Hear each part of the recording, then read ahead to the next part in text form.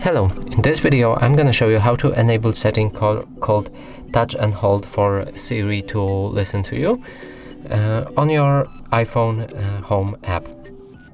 So we're gonna open the app, then we need to choose the device we want the setting to be changed for. So I have one and it's this one, so I'm gonna hold my finger onto it like that, and now I'm gonna scroll, Now I'm gonna scroll down like that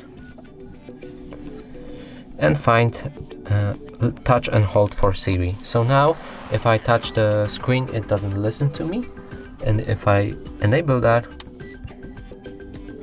hello Siri, what's the time? It's 12:06. As you can see, it works fine.